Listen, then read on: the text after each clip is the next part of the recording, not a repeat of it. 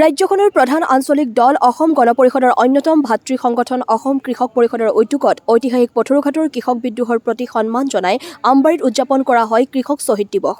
মৃত্যুজোঁটৰ প্ৰধান অংশীদাৰী দল অগপৰ মুখ্য কাৰ্যালয়ত কেন্দ্ৰীয় সমিতিৰ উপসভাপতি তথা প্ৰাক্তন মন্ত্ৰী ডক্টৰ জয়নাথ শৰ্মাই সাতকুৰি কৃষক শ্বহীদলৈ শ্ৰদ্ধাঞ্জলি জ্ঞাপন কৰাৰ পিছত দলটোৰ কেইবাজনো শীৰ্ষ নেতাৰ উপস্থিতিত অনুষ্ঠিত হয় এখন স্মৃতিচাৰণ সভা। এই সভাত অগপৰ নেতা ডক্টৰ জয়নাথ শৰ্মাই দলীয় নেতাকৰ্মীৰ আগত কি ক'লে শুনক। News desk AIN live.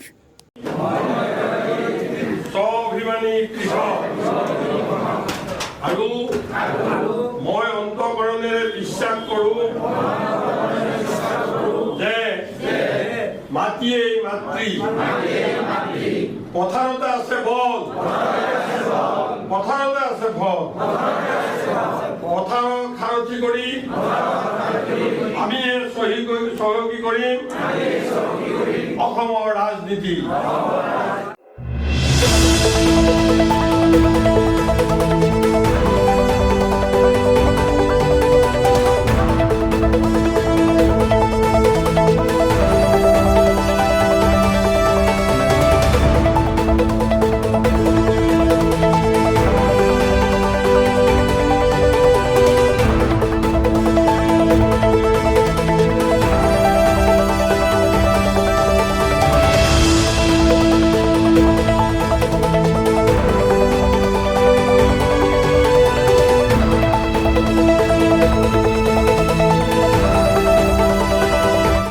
যিকোনো খবৰ আৰু বিজ্ঞাপনৰ বাবে যোগাযোগ কৰক 7896121996 লগতে 7002537271।